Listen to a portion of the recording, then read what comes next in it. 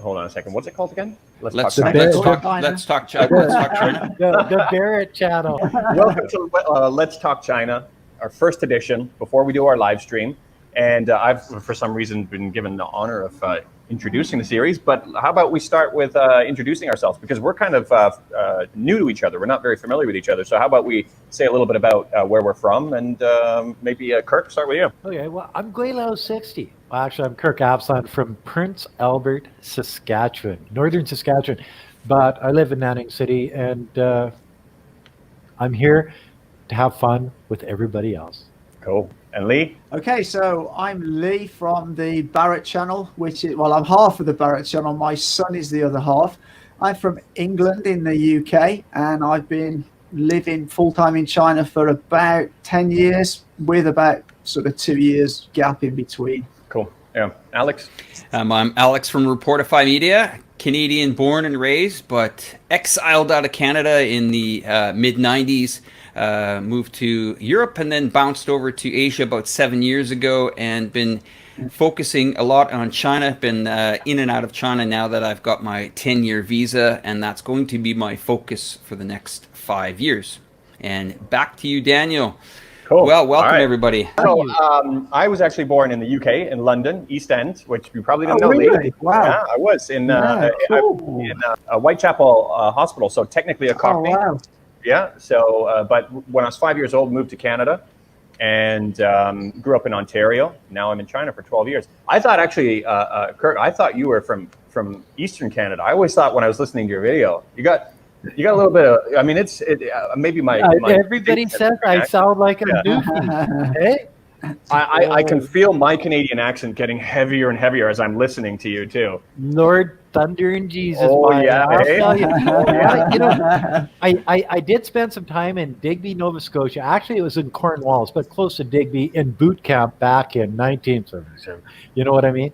No, they taught me how to run for 10 miles with 50 pounds on my back, and life was actually, I enjoyed it.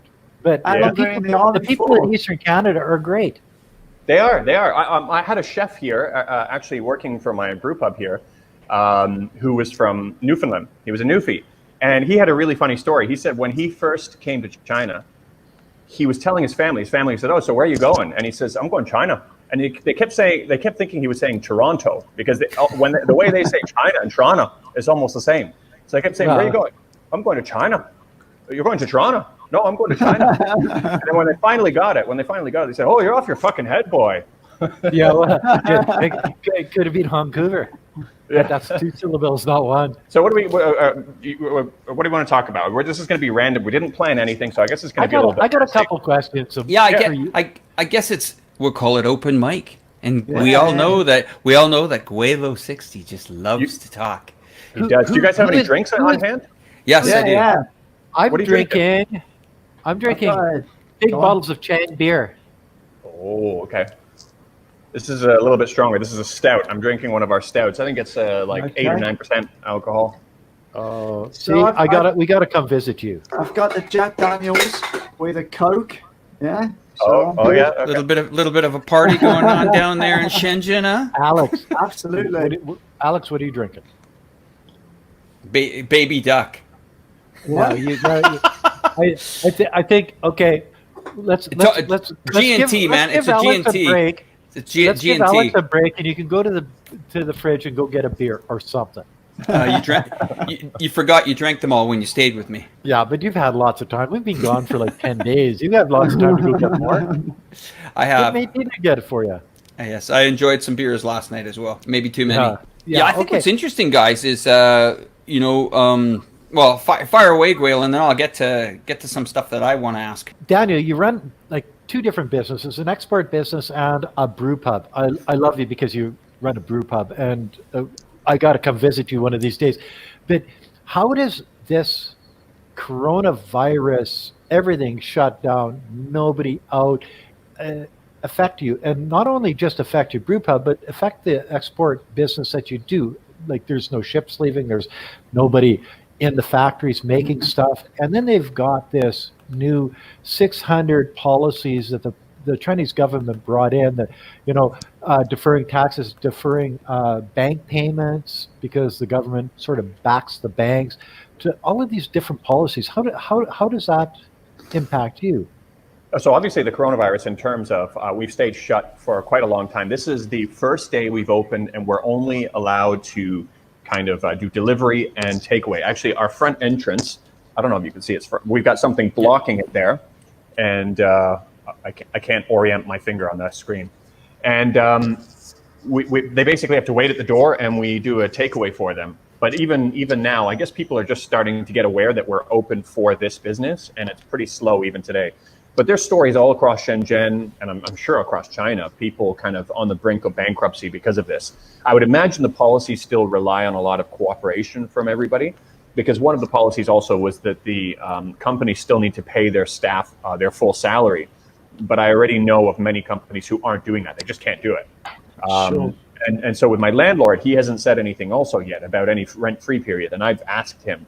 And it's to the point, I'm not only paying rent for the shop, I'm paying rent for storage rooms, which are in the parking garage here. And the parking garage is blocked off, so I can't even get to my storage room. So even more so, I'm paying for a storage room that I don't even have access to. So I think they should do something, but they haven't made any commitments. So I think they've done some. If you own government or if you rent government-owned property, I think there's some rent-free period there, but that's only if it's like government properties. Yeah. Not private landlord stuff. So what you're saying, Daniel, is you've turned your brew pub into a cold wine and beer store. I've turned it into my personal beer shop. Well, no, in Canada they have cold wine and beer stores where that's where you go to buy your booze. Is that what it's called? We just have the LCBO. We just have the LCBO in Ontario. Well, that's what they used to call it, but now it's cold wine and beer store. So you have to go there and you buy your stuff and you take it home and drink it because it's too expensive to drink in the bar. Right. Okay, that makes sense. Yeah. Now the LCBO. I don't think it's the same in every province. I know Ontario is particularly a monopoly though on the alcohol business. Is it the same? Everywhere. It's everywhere. Yeah. Every province makes so much money off the taxes that. Why would they give that up? An alcohol kind of a dictatorship of sorts. Yeah. I do feel Shenzhen is starting to slowly get back to some normality. I was over in Shenzhen Bay yesterday in Mixed Sea, and it was noticeably busier than it had been for a few weeks. There was people out. In fact, we were actually allowed to sit in Starbucks. It was quite funny because they had one table, one chair, then about a meter, another table, one chair. And I went in there with my son. We went in together, but they wouldn't let us sit together. He had to sit here, and I had to sit like 6 feet away at another chair. So they got these like odd chairs dotted around inside Starbucks. They were doing a lot of takeaway business. But so even the people you go in with, you have to sit separately from them. Yeah, absolutely. Yeah. And then they got a little bit annoyed with us because I took my mask off to drink some coffee and started talking to Oliver, and the guy came and said, no, if you're talking to him, you need to put your mask back on.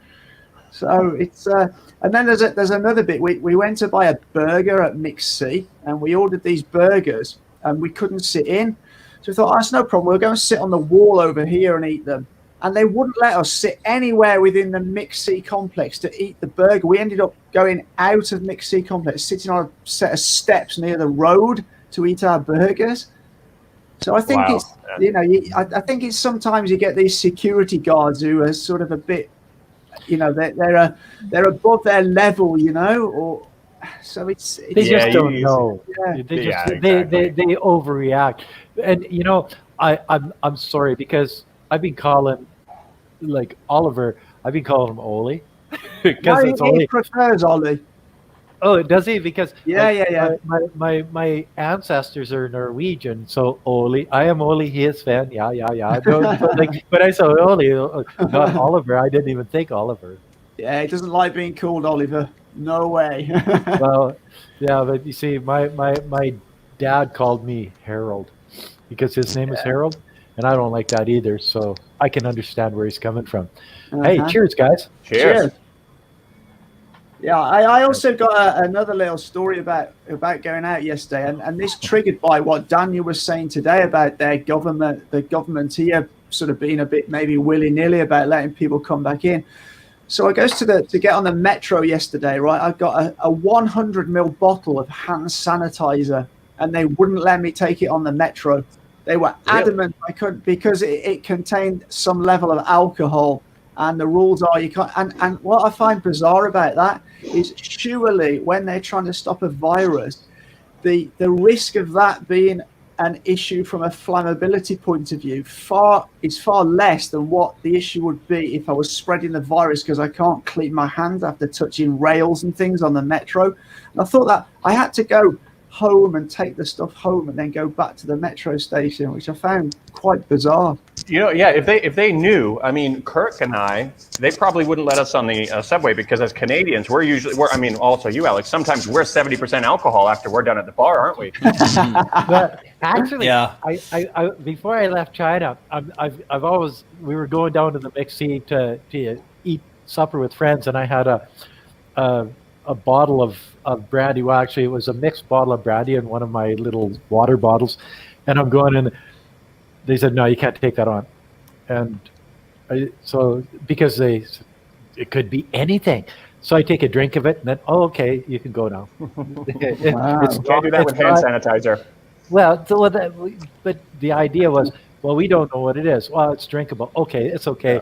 But this is in Nanning. Nanning is a little bit more backwards in most places. Actually, though, international airports, they do that too. If you go through like a baby sippy cup or something like that, or they get you to take a little sip of it, and then you're fine. Sure, So yeah. But you see with the situation, Lee, and the examples that you guys have given me about having to take back some hand sanitizer, not being able to talk without the mask on. I mean, we can at least say that there is a protocol in place. We can at least say that people are following the protocol and they're doing everything that they can to make sure that this is followed so that, they try to prevent this outbreak. But can you imagine trying to implement something like that in Australia, United Kingdom, Canada, or the US? Yeah. Would everybody be like you, walk home, take it home, or would there be, we'll call it altercations?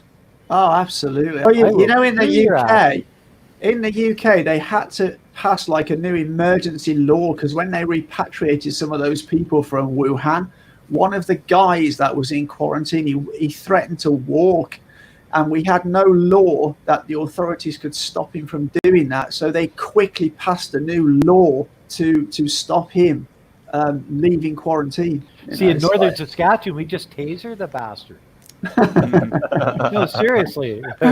He's on the ground, cuff him, and throw him back into his cell. Yeah, man. I think that been watching this, and just to give you an idea how this all kind of came together, this all four of us and stuff like that. It's kind of interesting because at around December, I was in Chongqing, and I was doing just so you guys, I can bring you up to speed on my channel. When I go into cities in China, I like to make around 20 videos, or we'll call them vlogs of the city. Not, I don't want to be somebody that goes in and says, hey, look at this, Chongqing in 10 minutes, and then leave the city and never look back at it.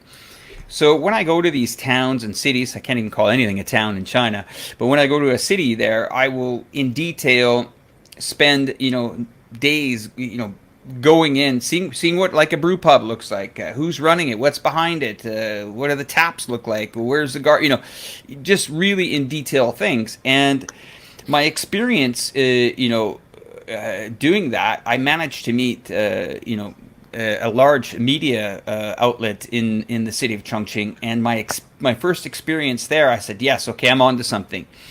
So I came back from Chongqing. It was probably mid-January, and then I was getting ready to immediately fly out to Nanning and booked my flights. Everything was fine, and then the good old beer flu came, and I thought, wait a minute.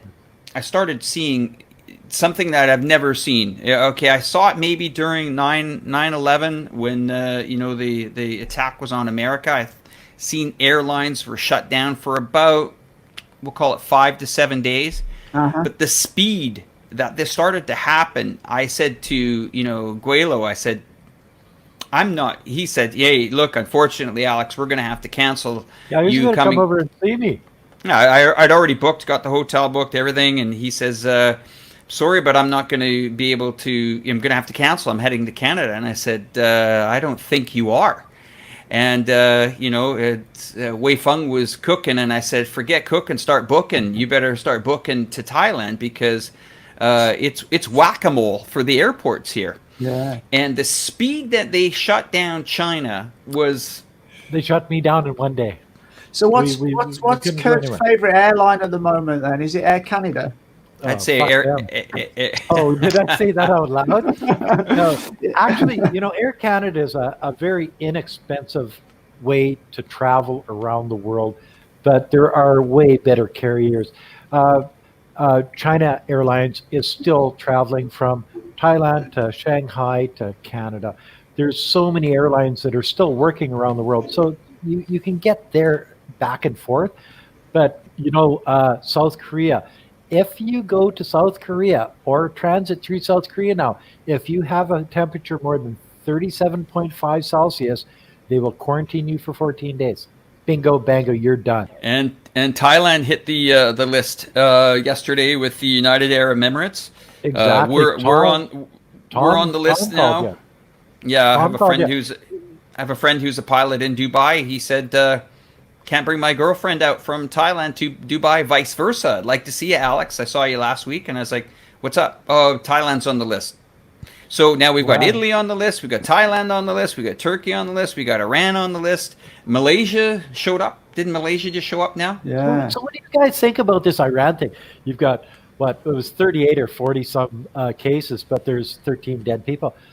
Oh, and today they've got like 50 that have recovered. It's really? Their I don't know. numbers are all over the place. Yeah. I don't know if you guys saw the news, and I don't know how true this is. I just received it before this video, but they're saying that the strain that was tested in Iran is completely different from. That's what I'm hearing. Yeah, exactly. It didn't originate even in China. Now, again, I don't know. I've constantly seen a stream I've of conspiracy theories on my channel. Washington D.C. Yeah, I have too. Yeah, I've tried Chinese scientists. Yeah, I've done some research and some of the early patients. Can you see the anti-China haters? If we say something like this, they will rip us a new asshole. You know what I mean? Like it will be. I don't usually tackle it. Yeah, I don't usually tackle it because you know what? I mean, there's been a lot of people who've constantly said, well, look at the number of flu deaths in the U.S. this year. It's way higher than usual. People are saying that if it originated in the U.S., then people wouldn't have even been testing it for it, so they wouldn't even know. But I take them just as all conspiracy theories for now because you can just go down a deep rabbit hole with that and you can get into all kinds of things. So I take it for face value. Sure, yeah. I accept that it appears like it originated in Wuhan, but there's a lot of people out there that are definitely convinced otherwise. Well, actually, there has been some science. It's to do with these markers in the samples they've taken. Some of these markers didn't appear in people from Wuhan, but they appeared in people like Kirk says that had come from Washington and Shenzhen. These two places have different markers to these people in Wuhan in the whatever it is, the DNA or the virus RNA makeup.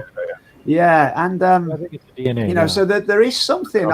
And obviously the longer time goes on, the more they're going to find out about this virus. But I think the Iran thing's very interesting because, like Daniel says, it is a completely different strain apparently. And it was like they had no cases. All of a sudden, they had deaths and quite a few cases.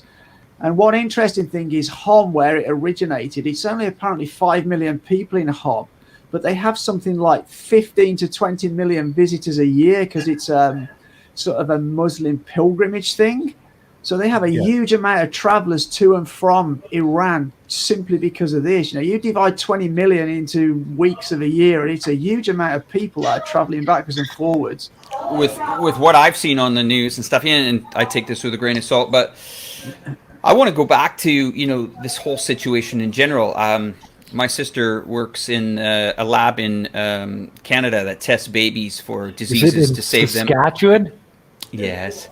And she had said to me weeks ago, she said, look at, the numbers that came out from the CDC in the United States, anywhere from 11 to 17 million people die of the flu. Even the commander-in-chief, Donald Trump, yesterday was actually saying the same numbers that I was spitting out to some of my recent online chats. And the people don't really want to... That's not something to be proud of, by the way. No, it really is. That's what I was thinking. Sorry, I'm just saying that in some sense, he's trying to say to the public, which I've been trying to say to the public, let's do a comparison here against the numbers, and let's compare the flu numbers to the current numbers. Now you're going to get people saying, but it's different, but it's different, but it's different. So when I was having this one-on-one debate with a lady that was in California, she just said, borders should be closed. Nobody should be allowed in the United States of America. Basta, end off. And I said, so then what has America done with what the United States done with the flu season? Have they shut the borders down from the flu? And she says, oh, but we know how to contain this, and we know how to prepare for this. And I said, how?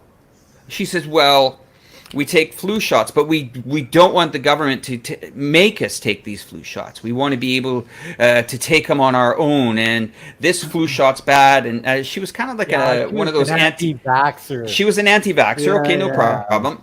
So then she pushed forward on this, but we know how to contain this flu. I said, well, then why is there 50,000 people still dying?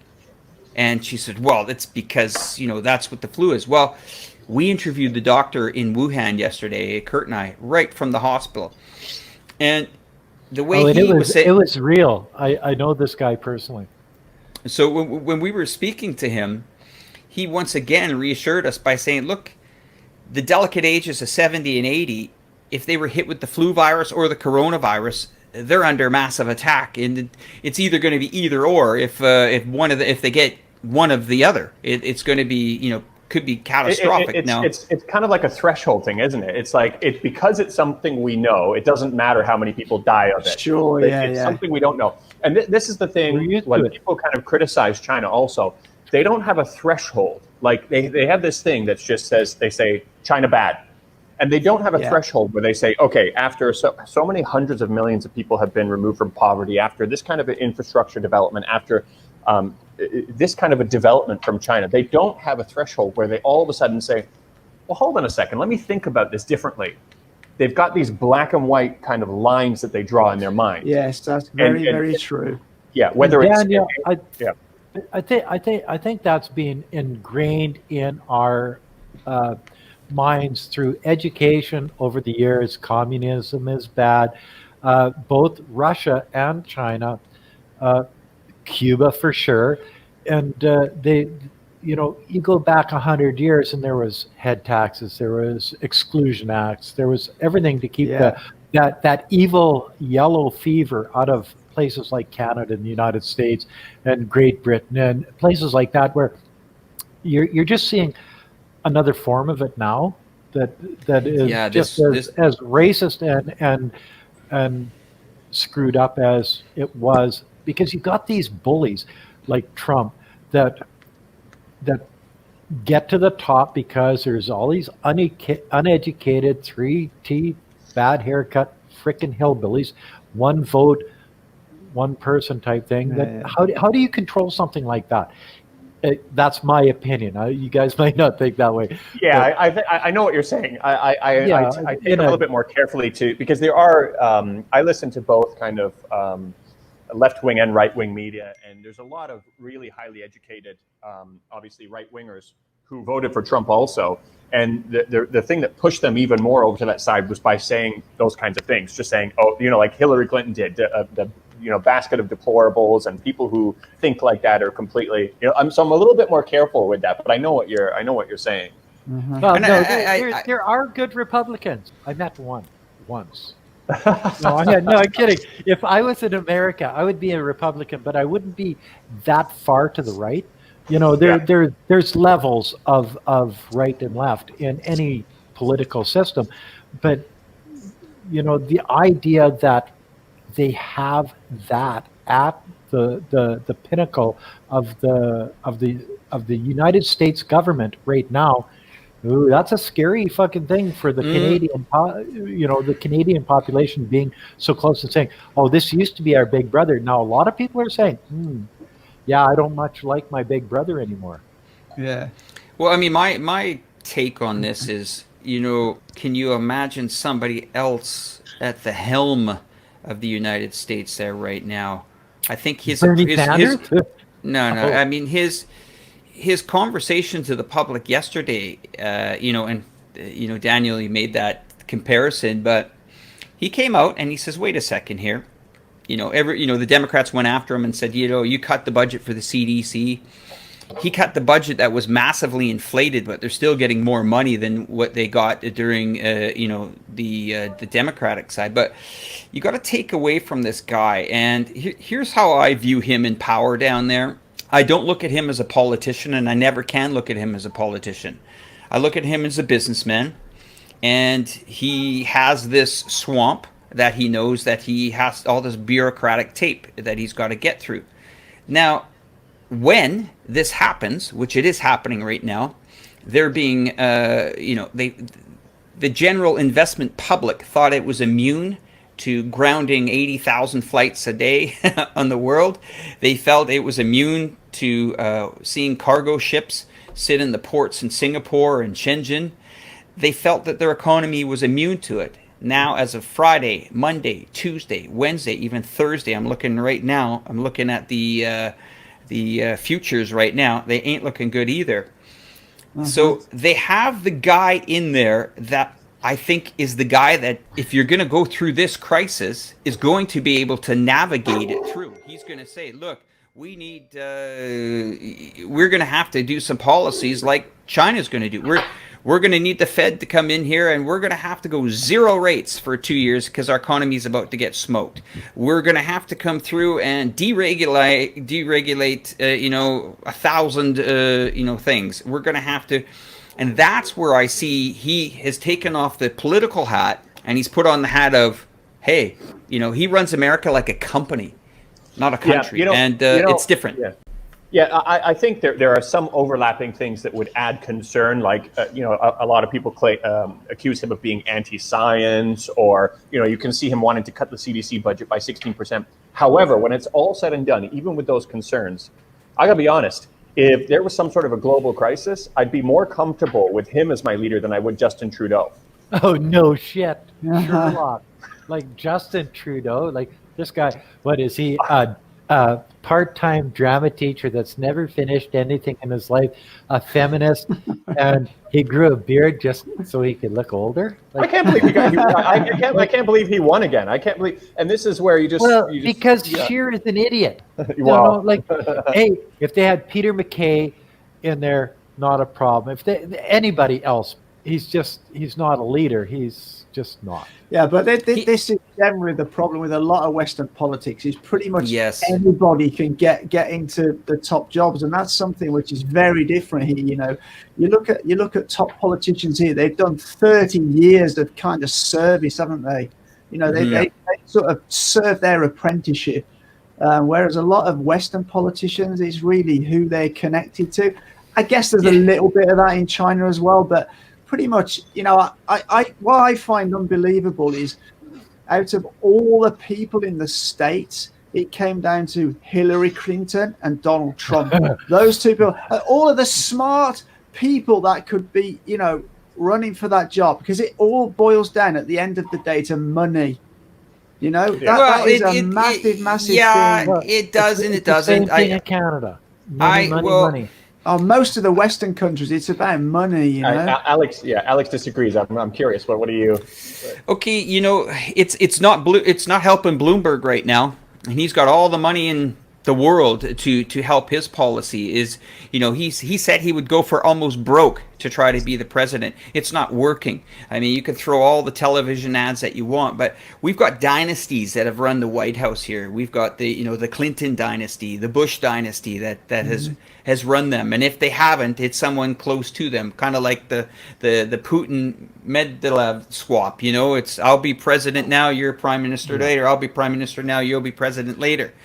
And what's happened is somebody's coming in and broke the wheel. But here's where I think the big problem is. And forget our disdain for world leaders around the world. Some might not like Trump. Some might not like Macron. Some might not like Boris. Who knows? But here's where it's broken. It's broken on the fact that I'm going to talk Canada for an example. You've got a country that is geographically the second largest in the world. Okay, so now you have 30 million people in this country, and you're a politician. You say, wait, I need to get some money to pay for my 8,400 kilometers of highway that goes from one end to the other each year. I got to fix the road signs, fix the potholes, fix all that. Then I run so then the government says, well, then we got a Canadian railway line that needs fixing, and we need to keep airplanes in the air.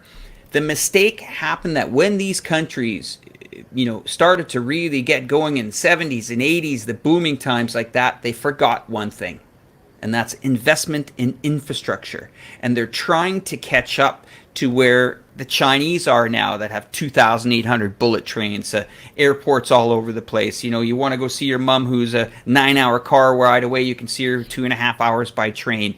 And this is what, no matter who takes control of these countries, the revenue, the pot revenue is not big enough that, okay, we'll let you smoke cannabis this year. We're going to make a lot of money on the taxes.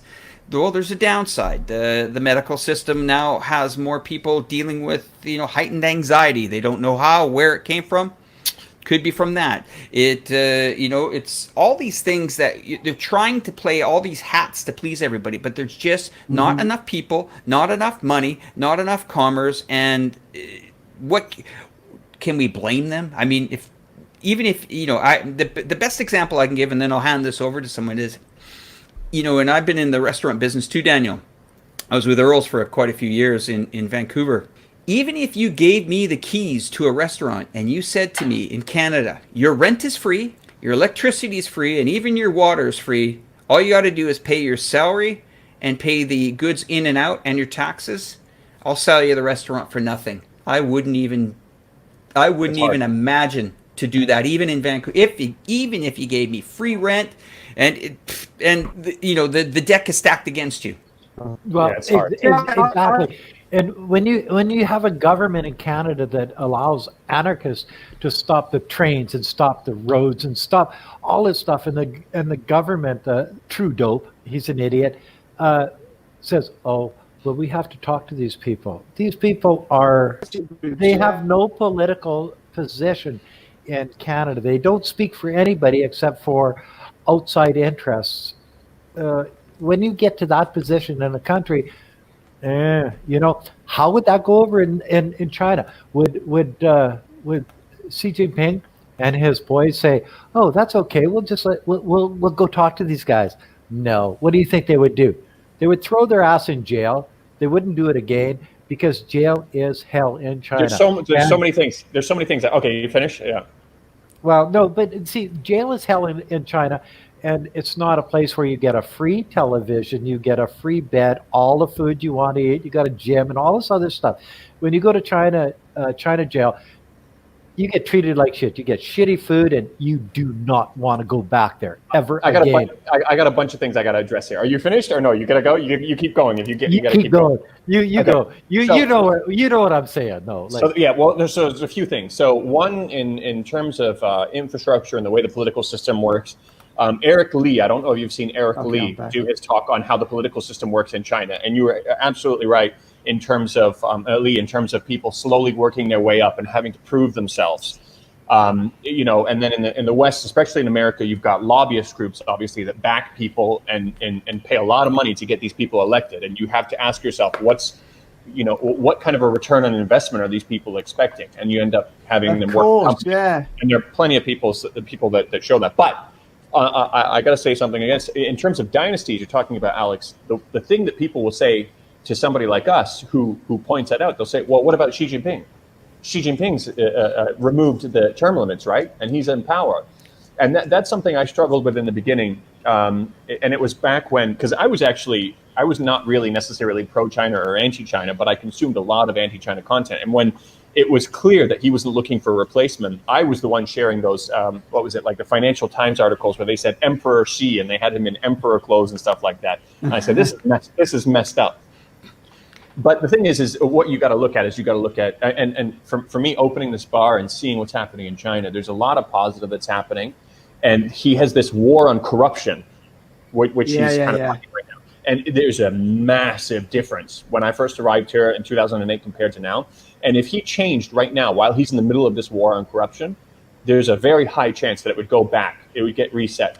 And there are provisions in place for Western governments that when they are fighting a war, that they can continue on for a certain period of time. I don't know if he's expecting to continue on forever. I hope not. But I see why he's got to do this now. And then if you look at the trade war also, these guys can just wait it out. They can wait until Trump is done. If Trump is too hard a nut to crack, they'll just wait. They'll wait till next year. It's only China are all about playing the long game. They don't care about a very short termist. They much more see the longer game. Absolutely. Yeah. And I think have 50-year terms. And so their understanding. Right. And so I think it's really important that he finishes what he's got to do here, and then pass the torch. But the one thing I want to address too is in terms of Kurt, is some of your perceptions about what would they do if people were blocking roads and stuff like that. I think that's a little bit off because here in Guangdong we had some protests not too long ago. It was in November or December, where they were protesting. I think it was in Maoming. They were protesting a crematorium. And it got really violent. People. That will be the one where they're burning hundreds of bodies a day, 24 hours a day, right? Yeah. It's coincidental that we're talking about that. But what they ended up doing was finally the government said, okay, and they canceled it and they gave everybody amnesty, even the ones who got like a little bit, violent. Okay, Daniel, but that's a little bit different than trying to shut down the economic powerhouse of a whole country. Your trains are shut down. They shut down bridges. They shut down border crossings and stuff because a small minority of anarchists say, well, this is our agenda and we don't want this going on in Canada. They don't care about what the general public wants. They only care about what they want. So I can understand in China that these small things where you have disagreements, that's fine. But when you're actually changing the economic outcome of a whole country by doing stuff like this, would China put up with that? Absolutely not. Nobody would actually. Canada's a special place in that regard because if you look at, even in Hong Kong, what they did, like they kind of cut off major arteries of roads. They were lighting police on fire. They acid burned them. They bricked a man to death. They lit a man on fire. And if they blocked the roads like they did in Hong Kong, or they blocked the main airport or the only airport, in the U.S. they wouldn't have accepted that either. So in that regard, Canada's a little bit. Canada's quite soft because that's not a matter of just saying China would not accept that. There's a lot of other places that wouldn't accept that in that regard. Canada has accepted it. I get the focus on Canada. We're such a minor player on the world stage. And I think what's got us into this, definitely my focus on China is that, I like to bet on a winner. And when you see and you arrive to the shores of China for the first time, which I did back in 2002, I was, walking the back streets of Shenzhen at the time. And I was with my wife and we were at a kind of like a consumer electronics show. And we were buying some stuff for our online business because we do purchasing out of China every day. And I started to see, the boys packing all the equipment in the back alleys and running it. And I turned to her and I said, we are in trouble here, in the West.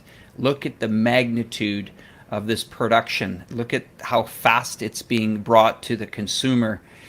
We cannot compete with this. And, I came back and I really started to focus a lot on China. And of course, members of my family, like, are you crazy? What are you doing? What are you going to China? It's communist. Careful, you're not going to get thrown in jail. The typical things. They have nets outside the building to catch people from committing suicide, and all these wonderful stories. I think that's in Japan. And They so had at Foxconn, but yeah, and I went past Foxconn's warehouse there, and I said, this isn't true. And I was trying to convince my mother, who it's pretty hard to convince. And I said, no, Mom, what I'm seeing here is not what you're reading.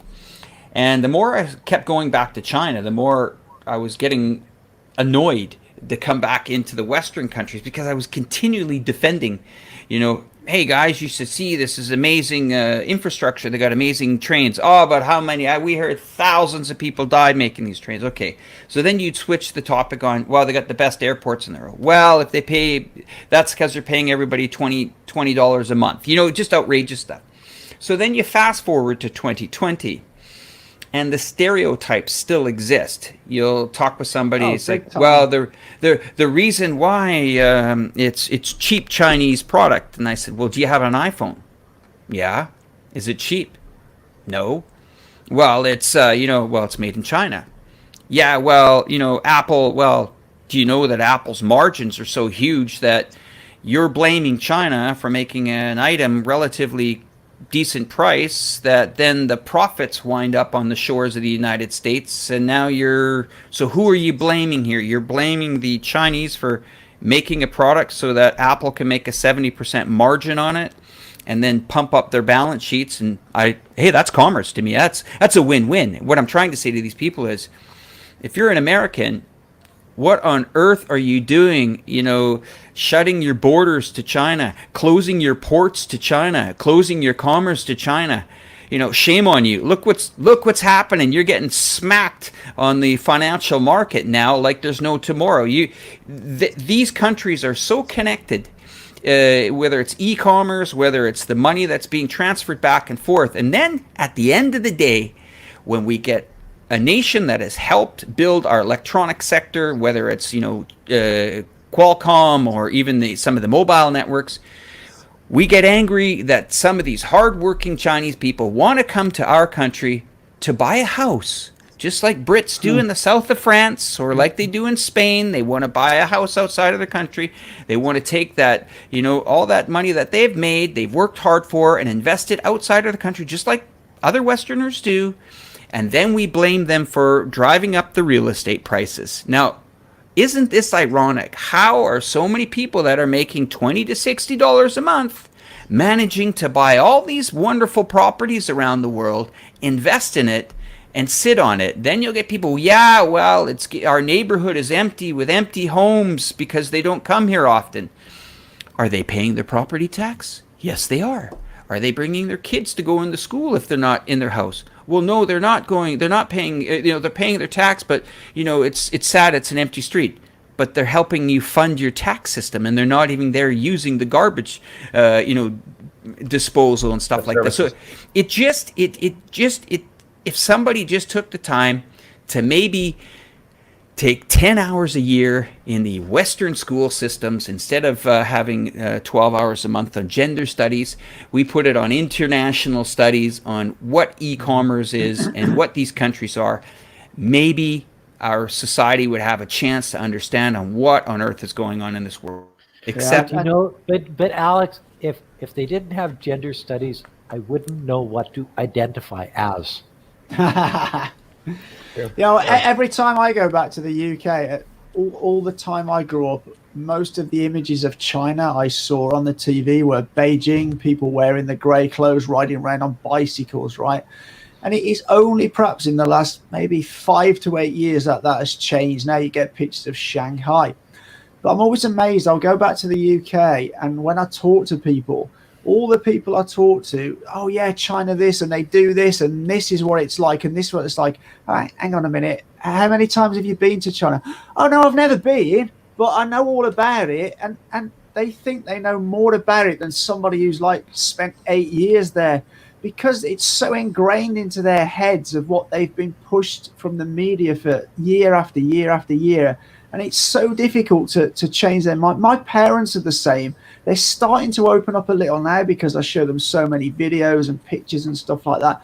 Ollie's other grandmother, not my mother, when he spoke to them when he first moved, he says, Oh, so they have supermarkets in China, do they? Oh, that's interesting. I didn't know they had supermarkets in China. And this is like a woman who's like 70 years old, you know, and because all her life she's been pushed these images that they're poor people who ride bicycles, you know, and it's so difficult to change that mentality of those Western people, you know. Well, not only that, but you see, I see stuff on Facebook every day where, oh, the Chinese government is banning the sale of or anything to do with wild animals, and I look at this as sort of like a slap in the face, because I come from Saskatchewan where we go hunting and we go fishing. So you go out shooting, right? Shooting a deer, an elk, a moose, hanging it in your garage, wild animals, dressing it, and cutting it up and making that your main focus for food for the next 6 months is a regular thing in Canada. And I get this from my Canadian friends that I grew up with. So I call them on it, and then they call me on it, and they say, well, geez, how dare you talk to me like this? Wow. These things are... In Australia, too. I mean, Australia, my buddies there of Russian descent, they go out in the outback once in a while, or wherever it is, and they go kangaroo hunting, and they barbecue up the kangaroo. And that's an important thing. Yeah. I bet you that would taste good, eh? We should go do that for a weekend. Barbecue, beer drinking. We'll take beer for the brew pub. Well, yeah, I think here's the biggest thing that I'm more concerned about now. China's got a massive image problem now. And, unfortunately, it's because of this virus that has been spewing onto the media for... and two people who are in Canada, they don't help the situation too. But, sorry, not Canada, California. Those two Californian circus performers. The California clouds. Yeah, the California clouds. Well, you see, I think... But how do we get past this? How did we get past this now? I mean, we're at a crossroads now. People are just... You know what? The thing is if it wasn't this, it would be something else. They're always going to find something to villainize China on. And it really affects you. You know what? I mean, when I first came to China, even the first 5 or 6 years I was here, I was living here. I was enjoying my life. I was living in the village areas of Shenzhen, 7th floor, no elevator. The first 2 years I lived here, I didn't even have air conditioning, so I roughed it the first couple of years. And you can imagine. Tougher than me, man. Yeah, and just a fan. I had a fan. And I've seen all parts of China, and I loved it, but I was still kind of anti-China. I was still very kind of against the government. And my wife's family, so my wife is Chinese, as you guys know, they were affected by the whole kind of growing up. They had a really rough situation. My father-in-law, he was almost labeled as a counter-revolutionary or whatever it was when he spent years raising this pig and selling it, got a little bit of money, and the other villagers got jealous. And so they were affected by the system. It was terrible here. And even him, I can't convince them. When I was looking at this anti-China content like Ai Weiwei's Nothing to Envy or whatever it is, all these kind of anti-China documentaries, I would show it to them. Or there's another movie, To Live, about the Cultural Revolution. Really beautiful movie. And I showed that to my father-in-law, and he had to stop halfway through, and he couldn't finish it. He said, "This is too real," and he's not an emotional guy, and he just couldn't finish it. And even with all of that, they still love their country and they still love everything. Yes, and I was always like, man, these guys are really brainwashed. And then it took me 6 years of actually living here to finally say, oh shit, maybe I'm the one who's brainwashed. Maybe it's me who's brainwashed. So it took me, and I think I'm pretty open-minded. I think I like to think about things from different angles. It even took me 6 years of living in China to all of a sudden change my mind on it. And so, for you to say, what does it take to change somebody's mind overseas? Oh man, that's a tough one. So Daniel, are most of your customers expats or Chinese, or is there a mix? 90. So most foreigners who open up businesses here, they have mostly foreign customers, but ours is 95% Chinese. Oh wow. Okay, so if we were to show up, all the other three of us were to show up at your bar, would you charge us for the beer? Or could we just do this, like on a Beers on on me. Beers on me. a free Yeah. tab? As long as like- as long well, as you guys behave.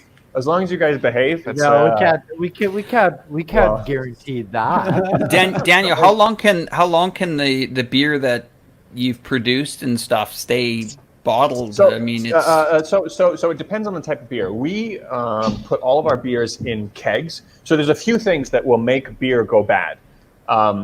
One is one is obviously time. One is temperature. So we keep all of our beer in cold rooms after we keg them off. One is UV, but UV doesn't get into our stainless steel kegs.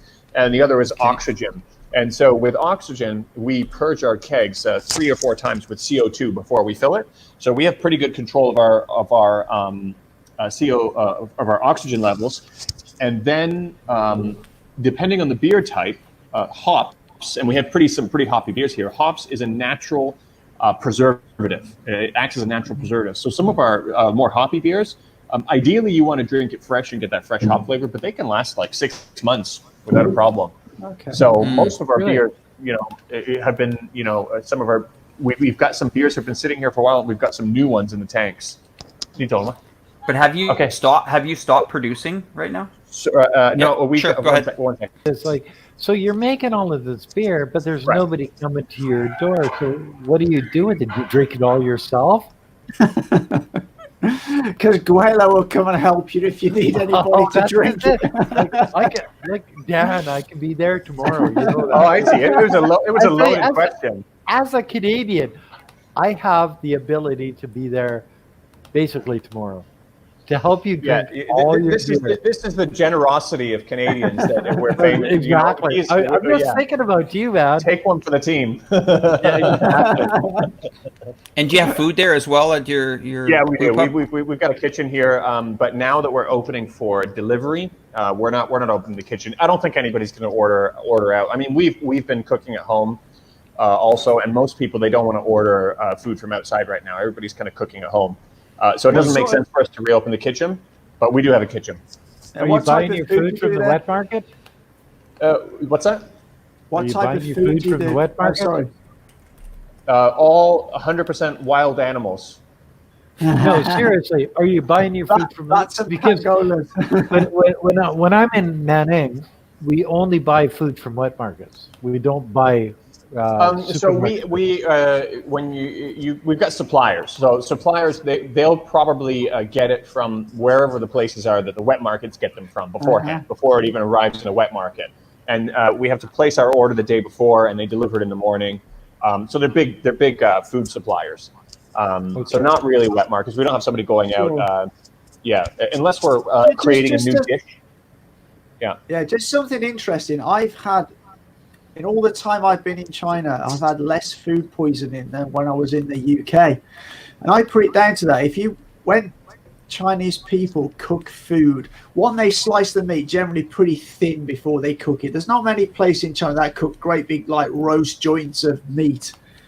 And also, you look at the temperature they cook a lot of stuff at. They get those gas ring in the UK, you can turn it from low to medium to high. Here, it's like either on or off, isn't it? It's like a jet engine under the wok. So when that food goes into a wok, it is seriously seared. And I think that goes a long way to killing a lot of bacteria in the meat. That's actually diesel. What they're hitting that sucker with. No, seriously. I know lots of cooks. I used to do immigration for a lot of cooks going into Canada. That's freaking powerhouse diesel shit. My God. So, are you concerned, Daniel, when you're about to reopen here? I mean, are you going to lose any staff, or is it going to be hard? I mean, it's not like staff can find a job easily anywhere else right now. So we've got them on retainer right now. We're still paying them according to the law, and that's not a concern because it's not like people can find a job anywhere else right now. Everywhere is kind of in the same boat right now. I was listening to to one of the economic ministers in China today, and he was basically saying, "Look, we're gonna flood the market with money." Now, I don't know what that means. I mean, free money is good, but even loans at very low interest rates and even flexibility, it's almost like asking somebody to double down. Well, I think China financially have a lot in reserve. You just look at their foreign reserves of American dollars. Oh, the government, aren't they? They got so much money they can throw at it if they need to. There's something else that's going on, and I mean, Alex, if you're into money markets, if you've looked at some of the speculation about what China's doing with their money in terms of slowly moving towards potentially all of a sudden dropping a bombshell in terms of how much gold reserves they have, and then changing the renminbi into a gold reserve currency. There's a lot of really smart people talking about this. I've got a friend here who's talking about it, but there's also a guy on YouTube called Mark Moss, and he's a Bitcoin guy. He's really into Bitcoin, but he did this analysis on what he thinks China is doing with their currency, and it's I think they've got a few tricks up their sleeve. Yeah. What I mean about the government's one thing, but I mean, how do you filter down the money to people like you to keep the lights on and keep the staff paid? That's what I'm getting at. It's going to be difficult. I mean, so for me here, I mean, we're, if the landlord doesn't give us any concessions, obviously we still have to pay our staff. I'm going to have to infuse the company with some more cash. Like, it's just, it's not, and there's a lot of people, if you imagine huge kind of franchises or companies that have multiple locations, it's going to be really, really hard to recover from this. Sure. I mean, we're going to see, I think we're going to see a lot of people go out of business. Like I said, this is worse than 9/11, and people don't realize. I mean, you're seeing sensational headlines.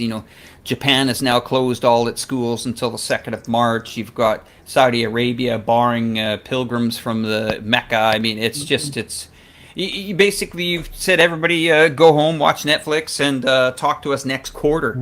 And I think it's going to take China a long time to get back to normal, because I think even when it's free, people are going to be nervous about going back to restaurants. And I think Daniel made an excellent point in his video today about now that they're still letting flights come in. So that the situation is getting better in China, but getting worse everywhere else around the world. So what's the situation like if people are flying into China? Are they going to bring it back in? It only takes one stupid person to set the whole thing off again. But once again, this isn't really, I don't want to sound insensitive here, but I mean, this is, did anybody ever see what happened to SARS? They never found a vaccination for it. It just went away. No. Yeah, and it had a high kill rate. MERS had a high kill rate. The idea is that Weifang and I are like, our basic idea was to go back to Canada, but Canada's cold right now, and we know that this virus doesn't like warm weather. So we're in Thailand. We don't know that for sure. I don't think there's any. Well, actually, it comes from doctors and stuff. I'd rather believe doctors than undoctors. You know what I mean? So, sure. but the idea is that if Nanning, southern China, gets warm in another month, because we're going to KL on Monday, because our visa runs. Actually, we don't need a visa to come into Thailand. They just sort of stamp you for 30 days. So our 30 days are up here on Tuesday, so we have to leave on Monday. So we're going to go down to KL and then Bali and whatever, and then we're going to come back. But the idea is that when we come back, we've got another 30 days to sort of watch what happens in Canada and the United States, because this thing seems to be spreading around, and it seems to be hitting the colder countries, South Korea and Canada and the United States and Italy, and places that aren't that warm in Thailand. Iran's pretty warm now. Well, Iran is pretty warm, but how do you know what actually is happening there? Yeah, I'm not convinced about this sort of warmer weather thing. I really don't know. I mean, personally, I'm one of the sort of people who are a little bit higher risk. I'm asthmatic and I've got a dodgy kidney, right? I personally feel safer here in Shenzhen than I think I would be in most Western countries now, because I've seen the action the Chinese government take, and I'm pretty convinced there's pretty much no other Western government that could act as. You just look at the situation, right? I did in my video today, right, some research. Ontario in Canada have conducted more tests than the whole of the USA. Up until, I think, the 26th of February, the USA had conducted 425 tests. The UK has already done 7,000 with a fraction of the population. You know, the USA, and apparently some people are commenting, oh, it costs like $3,000 to have a test in the US. Yeah, of and course. I'm thinking, personally now, you'd be at more risk going to some of those Western countries than staying here in China. That's my thought. That's basically what we're saying. Is they say, well, okay, do we go back to Canada, or do we go back to Nanning? You know, after it's all said and done, okay, she's getting warmer in Nanning. It's still cold in Canada, on Vancouver Island. So when we come back from Kuala Lumpur and Bali or whatever we do, we go back to Bangkok or to Alex's place and whatever. So what is our end game is, damn, you know, maybe we won't go back to Canada. Maybe we'll just go back to Nanning when we started, because I think that the Chinese people have it more under control. Definitely, the Western people could ever do. You know what I mean? In the UK, they have such. I think I looked at the latest figures. We have something like a 97% sort of rate of hospital beds already taken. Yeah, we most have like countries, yeah. We have like virtually no capacity whatsoever, and they've already said in the UK, if this kicks off, people are just going to have to stay at home, basically. You know, because we won't have room in the hospitals. That's the bottom line. Well, and one of the things that just shakes my ass is the only reason that we're going back to Canada is because Wei Fang has reconstructive surgery on her chest because she had cancer. Okay, so July or August, and they sort of zero in on a couple of months when they do this. Okay, so we're going back for this in a time like this where the hospitals could be full of these coronavirus people. I don't think I want to put my wife in there. And as a Canadian, because we have free healthcare and all this other stuff, because we pay our taxes, we can put that off for an indefinite time period. Sure, yeah. So maybe next summer isn't the best time to do something like that. So maybe going back to Nanning is the best scenario for us. You know what I mean? You know, my live stream yesterday, I was on this live stream, this American live stream. It's kind of like a conservative live stream. I got absolutely pretty much hammered by everybody in the chat forum, and even one of the guests when they said to me, we need to shut the borders of the United States. And I said, okay, well, they should shut the borders of the United States. Because nobody likes Americans. Leave them down there. Their beer is shit. Okay, so on this live stream when I was chatting to this conservative group of people, and most of the stuff we agreed on, but when it came around to this coronavirus, they said, well, we need to close the borders, and we need to shut down everything, and we need to do it with China. I said, well, you've pretty much done that to China. I said, is Iran on the list? Well, yeah. I said, is your land border with the United States and Mexico closed? Well, yeah, it's closed. I said, so nobody's getting across. Not one person's getting across. Well, maybe there is. And how about Canada? Is there people coming across from Canada? And they said, well, we need to fully close the border. I said, so every time something like this comes up, whether it's swine flu, H1N1, bird flu, SARS, MERS, all these things, the initial reaction is to blow up the economy, shut everything down. That's their solution. And I said, you can't do that. Oh, yes, we can. We've been through a lot, and we can be strong as a nation to get through it. And their conclusion was, we can stock up on durable goods and consumables, and we can weather the storm. And this is the mentality of most of the people when it comes to, I'm going to say it's the anti-China. Let's close the mothership. Let's take it up so nobody is allowed on the mothership, and we'll survive.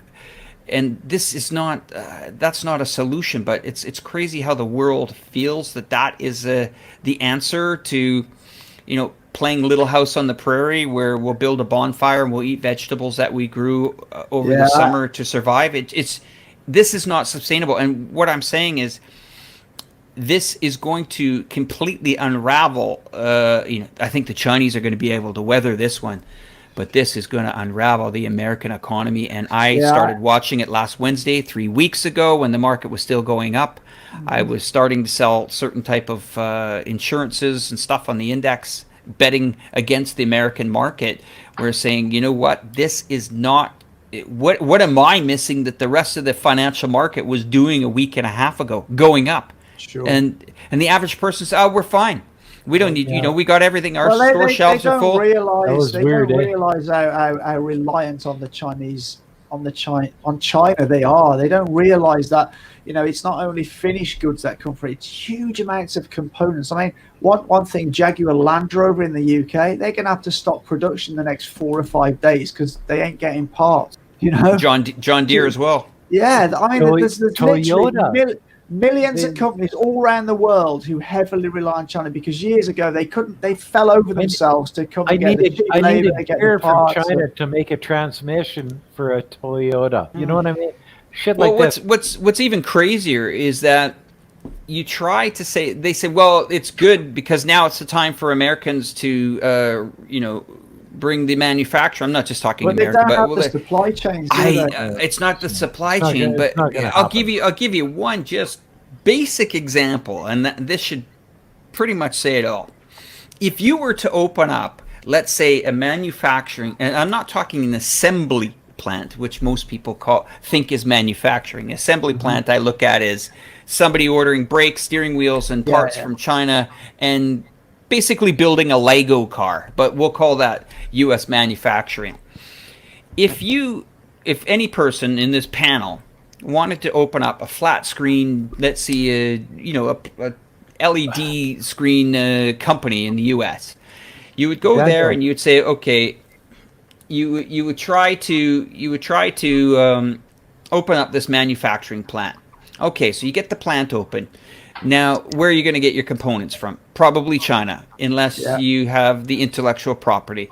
Is somebody going to risk $1 billion to try open up, a plasma screen plant that then will be walked over by the United Auto Workers or some union that will come in there and just crush the bottom line, and then it's over? And I just don't get that people don't quite calculate that into their equations. They seem to think that this manufacturing is going to be replaced overnight. I actually don't think it's ever going to be replaced. It's not. It's never going to happen. Only for very specialist sort of high-end stuff.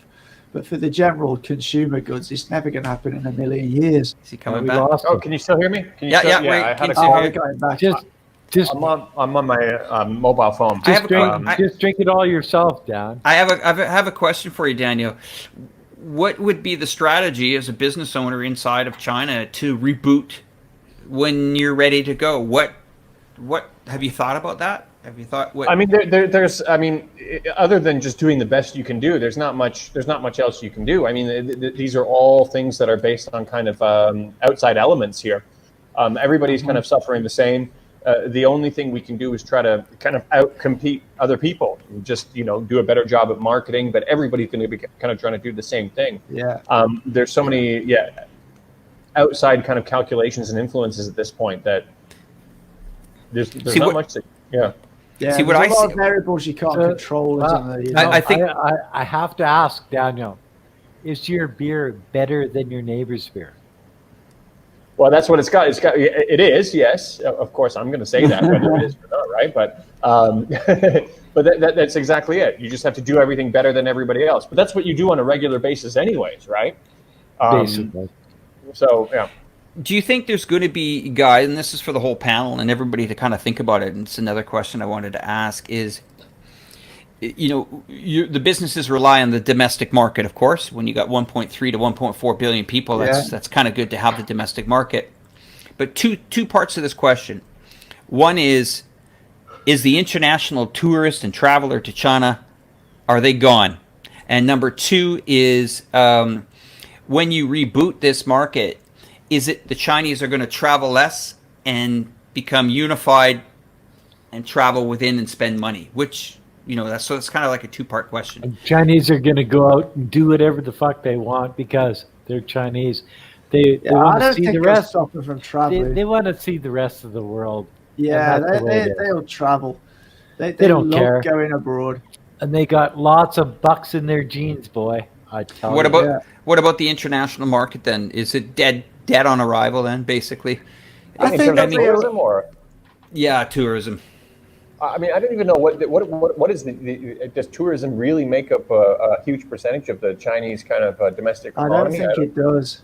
No, I don't think it has a lot to do with China makes a lot of China makes a lot of the economy for foreign markets, especially because a lot of the Chinese who travel abroad are the big spenders when they go to like America, Canada, Europe. They spend a lot of money. I think those countries will suffer a lot if the Chinese tourism drops a lot. But I think it will rebound pretty quickly. It did after SARS. I think what's going to happen is probably what we're going to see is China will probably have some sort of a campaign to get everybody to kind of do whatever they've got to do in terms of, I don't know how it will, whether it's just as basic as spending in the local economy or something like that. I'm sure that they're going to do something to kind of get people to rally together to kind of fix this. And that's the benefit you have here with a more kind of a bipartisan society. I don't know how that's going to materialize, but Daniel, I think you're right on that one because I've already seen it a lot, like the CGTN. They ask us questions and say, well, how can we reboot the tourism into China? What do foreigners think about this particular thing? So I think that's one of the things that's on their mind at this point. You know what I think they'll do? I mean, as crafty and as smart as they are, I think they will. I think that they will go on a blitz, like you said, Daniel, and they will go on a promotion campaign, and they will invite international big names into the country to have one massive celebration and party over an extended period of time to say, hey, look, this person's coming. But my last one is, do you guys think they'll rename Wuhan? No. Yeah, well, everybody around have you guys been to Wuhan? Have you guys been to Wuhan? I was supposed to be there in May. China's not like that. They don't do that.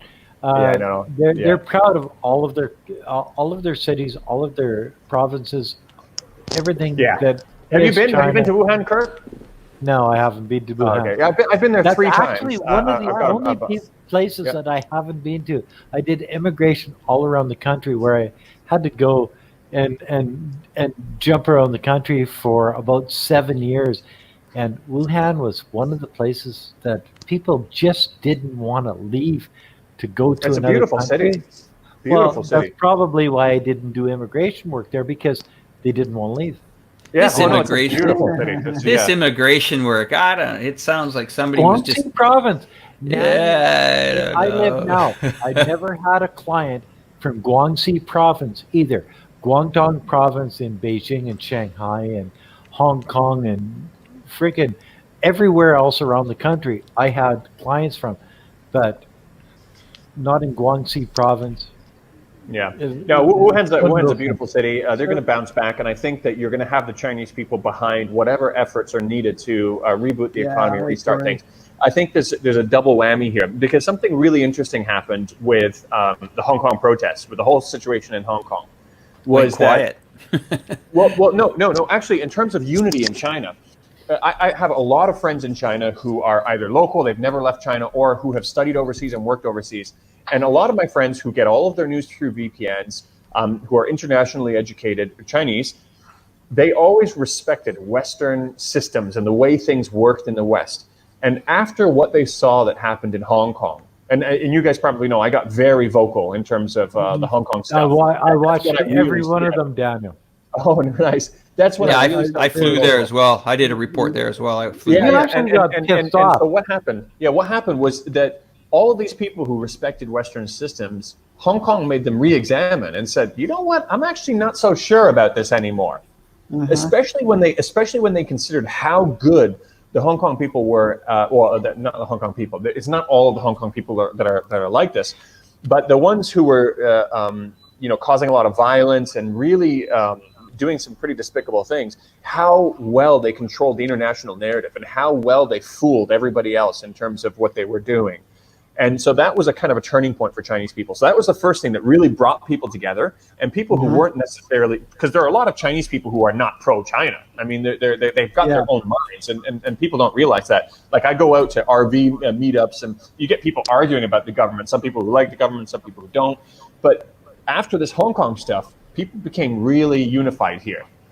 And then this, I think, is going to be a second thing where it really kind of bolsters that even more. And like I said, people are going to do whatever they need to do to contribute to bringing this country back. Yeah.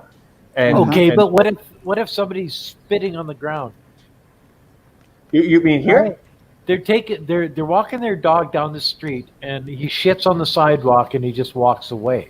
Is that Paris? I mean, Canadian values. You know what I mean?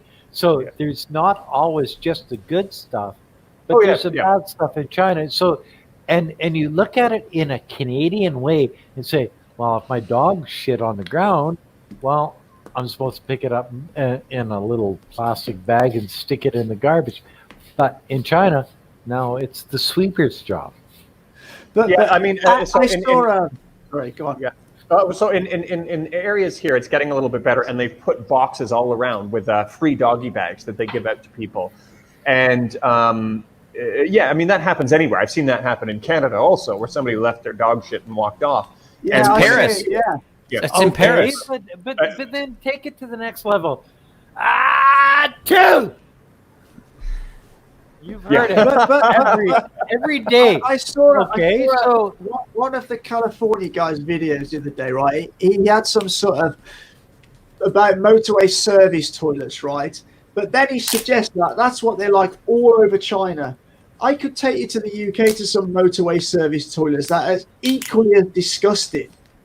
But it's about and yesterday I was out. We saw this little poodle, right? It pissed on the floor. The woman got tissues out and started mopping up the dog piss. You know, so it doesn't matter where you go. You know, you could take obviously it doesn't matter you where could take you are. images in California. That particular syringes on the street. Less understanding. Well, so let me tell you something. So the thing you've got to keep in mind, and so these things happen, right? I've seen, and I've mentioned a couple of times. Like, you know, for example, I've seen people throw garbage, and I'll like go there and I'll pick it up and I'll put it in the garbage for them to just shame them. And there was about 2 months ago, there was a lady, she let her dog shit and left it. And I went up to her and I said to her, I said, look at this. I said, this city is beautiful. They've put these things here for you in case you didn't bring out your own bag. And I told her, and then she said, ha ha ha ha ha, and then she kept walking. I said, housema pee. And I got really angry at her, and I said, pick it up. So it does happen. But here's the thing. People know about that. There are people out there who are representing the bad of China enough. And they're over-representing it also. And that's why I feel like I do compensate it on the little the good side.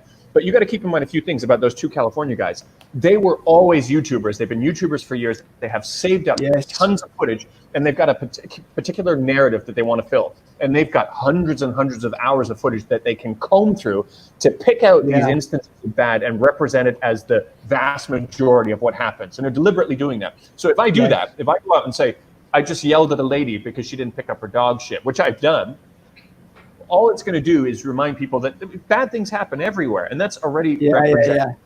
That's already exactly. That's what I thought about Daniel's video that really hit home with me is if you're living in a fucking trailer park, you know what I mean? Absolutely, You're gonna see trailer park. You see, Daniel, you hit that one perfectly because you guys were low end turds. Living in China. Yeah, I mean, they didn't. If they were successful here, if they made something of their life here, they would have stayed here. And absolutely. you know, what their interpretation of China is layered in a lot of their own personal issues. And it's amazing that they actually found as good women, Chinese women, as they. They seem lovely. Did. Yeah, they seem lovely. Yeah. Because I like both of them actually got really, as I did, and probably you did too. We got lucky. I mean, they have massive YouTube channels now, and they got to keep that going somehow. Sure. And I think that they just, once you start playing to a particular market, maybe it just kind of keeps getting kind of intensified, and they've got to keep going in that direction. It's hate. Yeah, I mean, well, sadly, YouTube has become because of the way that algorithm works, and they proved it on your channel, Daniel, when you did Coronavirus Apocalypse. It got way more. And I never did it again. I never did it again. The algorithm has got very, very clickbaity. Yeah. Oh, I could have done. I noticed that as well. It's 150,000 views on that video, and then the next video is I just went to regular titles. Sometimes I do a little bit of sensationalized images, but I've never used a clickbait title like that again. Because I don't. That's interesting. I mean, we do to a point, because I think that's because of the way YouTube has if you want to get your message out, really, if you want to get out there, that's almost the only way you can. Because if you put some boring title, nobody clicks it. Have any of you guys? Don't tell me any of you guys. Don't tell me any of you guys have done the similar things as them, though, and said which provinces have the hottest girls or something. Never did. Yeah. And if you say I did, you're a fucking liar. So this is as I eat red. Yeah, this is what I'm like. If people are going to listen to these guys, and they're going to get coronavirus updates from them, they're going to get like the real China, and they're seeing this is the kind of content they make. It's almost like talking about these guys and trying to tell their audience that you might want to kind of second guess listening to these guys. Maybe is a little bit of a lost cause, because these guys are so far gone that they're just feeding these people what they want. No, it's 100. They've been out of China for at least a year or more. Yeah. Like did you guys see the video? Did you guys see the video I did here at my brew pub where I did kind of a talk on them, on those two guys? That was a great video. I'm surprised you took that, because that was really good, man. Yeah, I just keep kind of going back and forth on it, whether it's like it kind of cheapens us to talk about them too much, because they're just, I feel kind of dirty even mentioning their names. And so I took it down, but I did onto my main point. I did get a lot of people coming over saying, wow, I found these guys because of the coronavirus updates, and I thought something was a little bit off on them, but thank you for making this video. Now I know to be even more careful with them. So it's not that it wasn't useful, but I don't know which direction to go with on that. I like Alex's idea about showing the positives and focusing on the things that, like you said, Leo, about showing things that people will notice and say, oh, wow, I had no idea China was like this. When I did my 4,000 kilometer road trip that I uploaded, people just couldn't believe the quality of the roads all the way through China, all the way to Sichuan province and back. And I think maybe that's the better way to go. I don't know. I keep struggling. We noticed that on our train video. That one, we were really lucky. That was like the third video we uploaded, and it went ballistic. I've no idea why, but so many comments. Wow, I didn't realize I had trains like that in China. Look what we're stuck with in the US, like 40-year-old systems. We had no idea that they had trains like that in China. I saw that with like Jacoby's Journeys and a number of other places. As soon as they did the high-speed trains, it just fucking went crazy. Actually, it's funny you should say that, because I was active on Twitter for a lot longer than I was on YouTube, and one of my most retweeted tweets was about the high-speed train system, and I took some clips out from a documentary that mentioned how quickly China built 20,000 kilometers of high-speed rail, and how back in the 60s that basically in the US you had private companies come in and buy up all the transit systems, like the streetcars and stuff like that, and destroy them just so that they could pave over them to make room for cars, because there were car lobbyists that bought them. And it's like, you wouldn't be able to do that in China. You wouldn't be able to just happen, and so that connected with a lot of people in the US also, where they said, something's wrong here. It was something like 67% of Americans wanted high-speed rail, and it wasn't getting done. And it's like, well, isn't that supposed to be what democracy is? It's supposed to be the majority of people decide what happens. And now they're starting to see, hold on a second, it actually doesn't happen like that. They're getting it in China, but we can't even get this thing that over 50% of the people want. We can't get it done. And so the high-speed rail was a topic that got one of my most retweets. And it takes me back to my point, again, about, I think, focusing on some of the positives and making people realize, wow, that might actually be the better way to go. Well, see, I think so. The thing is that you're sitting in China right now, and Lee, you're sitting in China right now. After all of this shit hit the fan, do you still feel safe? Absolutely. I didn't. In the beginning, I was really worried, and I mean, there was a lot of people who were kind of panicking in the beginning, and they didn't know what was going on. I probably, if I had everything in order, I might have left for Canada. I might have left for Canada during the early stages. Our youngest, 10 months old or 11 months old, I'm going to get in trouble for not knowing exactly how many months old. But you're a terrible father. Yeah, he didn't get his Canadian citizenship yet, or his Canadian passport, so we might have had a little bit of a problem there. I'm sure the consulate still would have helped us. But also my father-in-law, he is staying with us in Shenzhen, and he has a pre-existing lung condition. He doesn't have a Canadian visa or anything like that. And so I was worried about leaving him and stuff like that. So we're like, okay, we'll be really careful and we'll stay here. And now it's slowly moved to a point that even if I had all of it in order, and even my father-in-law had a visa and everything like that, I wouldn't go to Canada. Would you leave? No, not now. No. I feel safer here at the moment than you have most asthma. other places. Yeah, I do asthma, too. yeah. I do too. I had childhood asthma, and my third son has asthma, which was quite interesting. We tried to renew the ventilator stuff for the mask that you use at home, and there were a few clinics that I reached out to try to get the medicine.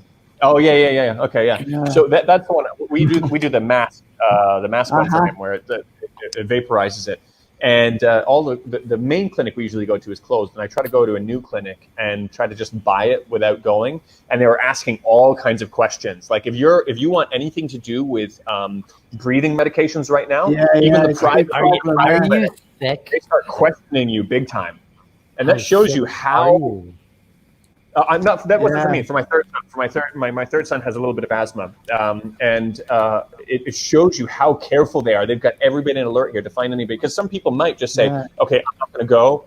I'm going to stay at home," and that's when it gets risky to kind of spread it to everybody, especially if they're going out and buying their groceries every day. Well, I went yesterday from here in Longgang to Shenzhen Bay.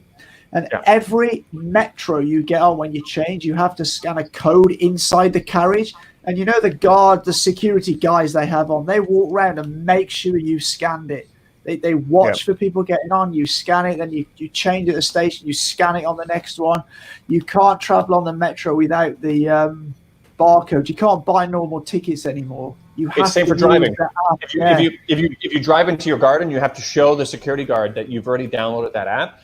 And that also makes an interesting realization, because you would think, because the purpose of this is to actually track where people are going. Absolutely, and figure out if eventually you were exposed to a confirmed patient. They can also let you know. They can also send you a message and say, hey, listen, yesterday at 4 p.m. you were here and you were standing beside somebody who has a confirmed case of coronavirus. Maybe you got to be careful or come in and get checked out. Yeah. And what the interesting thing that makes you realize is most people think that the government here can track you enough where you wouldn't need to do that to begin with. And this is actually that's very interesting. Yeah, and this is actually proving. And there were even some articles where they said that they were asking some of the private companies here to share the data, and they were reluctant to share it with the government even for this. That's so right. Okay, just make your own app and make people download it, which is basically the same as we have in the West. Like with Facebook, when you download apps and stuff like that, and you give it permissions. They have to go through all of the same steps to track us as much as they needed to track us for this. And that makes it an interesting realization also. So. Yeah, but Daniel, you know as well as I do that as a Canadian, they cannot, we have more alcohol in our system than the virus can handle. So like we're pretty well, we're basically safe. Yeah. There's nothing that can live in our system except for us, right? Yeah, exactly. Being Eastern Canadian, you may be a little bit less Oh, susceptible. come on now. Come on now. No, come on, no. You know, I'm from Saskatchewan, and Alex is from Moose Jaw. So like, we drink like fish. Oh, Ontario is always the butt of the jokes, you know, like especially that year when we had the snowstorm, we had to call the military in. Everybody was ribbing us for that. They're like, yeah. you know. Eastern Canadians and Trudeau. All right, so yeah, exactly. I think we'll in terms of the recording, we wrap it up at this point, guys. And so for all of our subscribers, like I said, give us some feedback. Let us know. Do you want to see the live stream? When do you want to see the live stream? And the kinds of things we want to you'd like us to cover, and we'll maybe drop some comments of the sort of subjects you'd like us to approach. Yeah. And the other one is for all my viewers that are watching this, if you're not familiar with that channel there, and that channel over there, just hit their subscribe button so that you guys get a full idea of what's going on. And maybe back over to you, Guelo. You got anything you want to say to everybody before we head out? Absolutely. All right. So from me and the panel and everybody, you guys have a great time, and we look forward next time coming to you live on all our channels. As always, take care. Cheers. Good night. Need a refill. Take care of yourself and have a good time.